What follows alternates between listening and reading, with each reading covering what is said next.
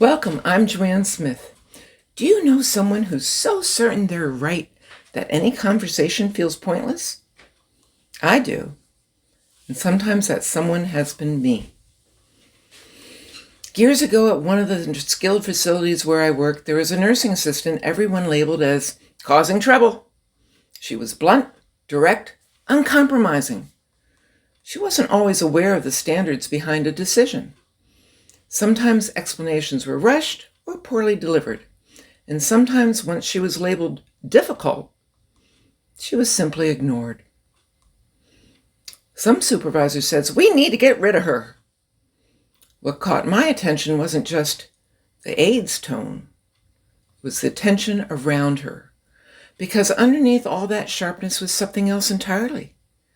She truly believed no one cared as much as she did.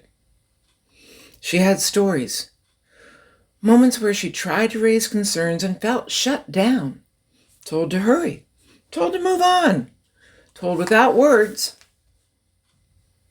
That doesn't matter. Once that came into view, the situation looked very different. What no one had taken the time to say gently was this: your heart for patient care is in the right place, and the system you're working in has layers and limits that aren't always visible. The real shift wasn't policy, it was posture. Supervisors slowed down. They listened without interrupting. They responded when they said they would. And they generally thanked her for waiting.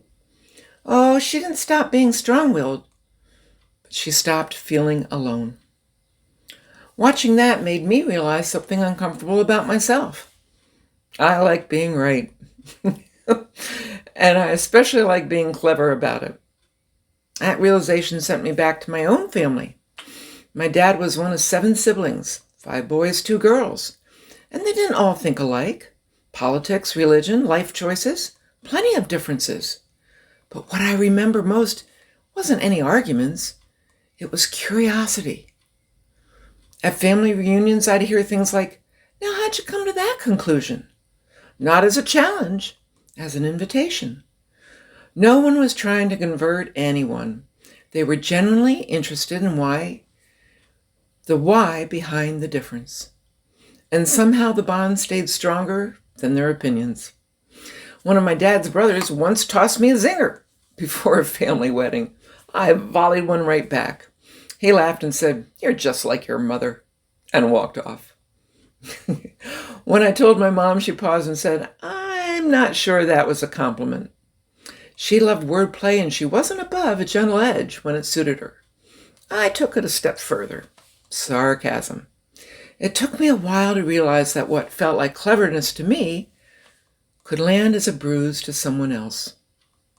These days, I sometimes think the remark and choose not to say it. So I texted that to my daughter recently. Her reply: "But sarcasm's life. How can we not enjoy sarcasm?" Oh, 3 generations deep. My granddaughter doesn't stand a chance. Curiosity isn't really a personality trait, and it's not a skill you master once. It's a practice. Think about toddlers. Their favorite word? Why? Not because they're difficult, because the world is big and new and fascinating. And yes, a string of why can wear us down. But sometimes instead of answering, we can try this. That is an interesting question. What do you think? Those moments can become shared discovery, not correction. And that same posture can help with adults who are absolutely certain they're right. Not agreeing, not conceding, just wondering. That's an interesting thought. What's the backstory there? It takes patience and often managing our own emotional reactions. We might still disagree, but listening, really listening, keeps the door open. And occasionally, someone notices the door is open both ways. They begin to wonder about us too. And sometimes that's where growth quietly begins. I'm Joanne, your encourager. The link for the companion page is in the description. And see you on Friday for a bit more of When Certainty Feels Tempting.